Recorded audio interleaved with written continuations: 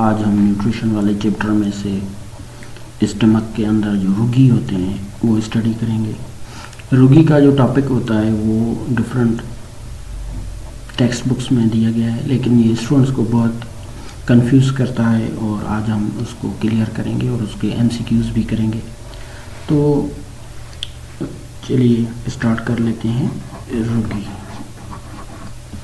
रुगी जो होता है वो एक्चुअली रुगी स्टमक के अंदर, स्टमक की जो इंटरनल वॉल होती है उसके फोल्ड्स होते हैं, उनको हम रुगी कहते हैं। सपोज दिस इज स्टमक, तो स्टमक के अंदर कुछ फोल्ड्स होते हैं इनकी वॉल्स में।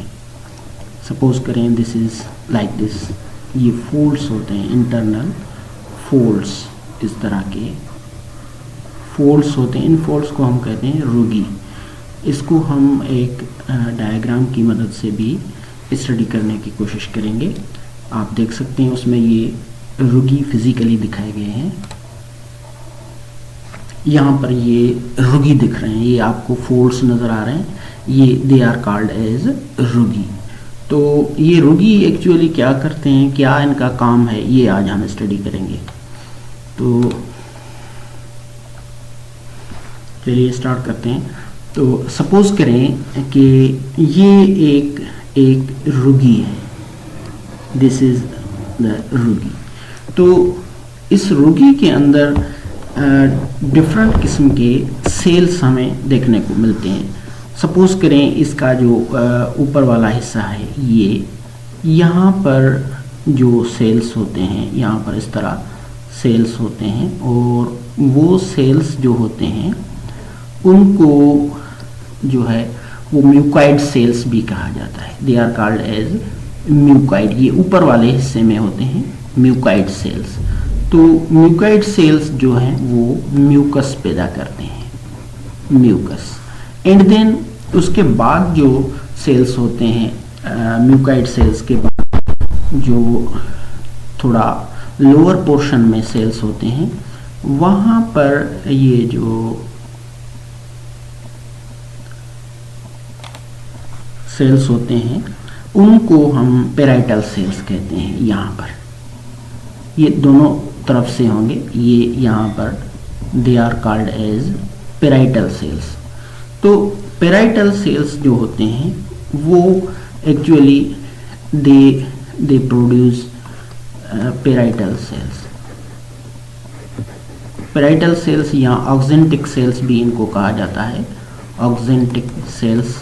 ये actually they produce HCl produce करते हैं और इंट्रिंसिक फैक्टर भी प्रोड्यूस करते हैं, इंट्रिंसिक फैक्टर। तो HCl क्या करता है, HCl जो है वो एक तो एक्टिवेट करता है पेप्सिनोजिन को एक्टिव करता है, और दूसरा काम HCl क्या करता है कि इट किल्स बैक्टीरिया, ये बैक्टीरिया को भी किल करता है और इंट्रिंसिक फैक्टर भी प्रोड्यूस कराता है। इंट्रिंसिक फैक्टर क्या करता है कि इंट्रिंसिक फैक्टर जो है वो विटामिन को एब्जॉर्ब करने में मदद करता है। विटामिन B12 एब्जॉर्प्शन कराता है, एब्जॉर्प्शन फ्रॉम इंटेस्टाइन में से विटामिन B12 एब्जॉर्प्शन कराता है। और उसके अलावा इंट्रिंसिक फैक्टर जो है वो एक और काम भी कराता है, वो होता है मैच्योरेशन ऑफ RBC, ये भी काम कराता है। उसके अलावा पेराइटल सेल्स के अलावा जो है वो अगर हम आगे देखते हैं तो ये पेराइटल सेल्स के अलावा यहाँ पर हमें पेराइटल सेल्स के अलावा हमें यहाँ पर कुछ और सेल्स भी मिलते हैं जिनको एंडोक्राइन सेल्स भी कहा जाता है। यहाँ पर endocrine cells, they are endocrine cells. तो एंडोक्राइन सेल्स जो होते हैं वो ये दोनों तरफ होते हैं, पैराइटल सेल्स भी दोनों तरफ होते हैं, म्यूकॉइड सेल्स भी दोनों तरफ होते हैं।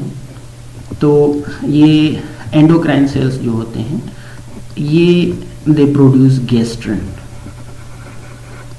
Endocrine cells they produce gastrin, ये गैस्ट्रिन प्रोड्यूस करते हैं। और उसके अलावा एंडोक्राइन सेल्स के अलावा endocrine cells they produce gastrin, ये गैस्ट्रिन प्रोड्यूस करते हैं।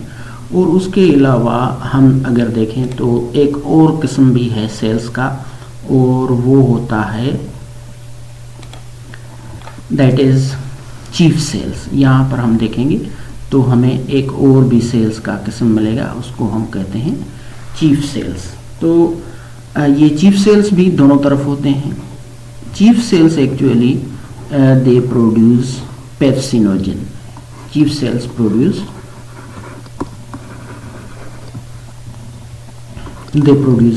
पेप्सिनोजन। पेप्सिनोजन जो है वो जब एक्टिव होता है पेप्सिनोजन, तो उसको पेप्सिन कहा जाता है। और पेप्सिन जो है ये डाइजेस्ट करता है। ये जो इसमें हमें यहाँ पर ये थोड़ा स्पेस दिख रहा है, ये स्पेस एक्चुअली इसको गैस्ट्रिक पिट भी कहा जाता है। गैस्ट्रिक पिट, यहाँ से इनका जो सीक्रेशन है वो ये जो सेल्स प्रोड्यूस करते हैं सीक्रेशन यहाँ पर आता है। इन सारे जितने भी सेल्स हैं इनका सीक्रेशन यहाँ पर आता है और ये यहाँ से बाहर निकल जाता है, स्टमक के ल्यूमेन में चला जाता है।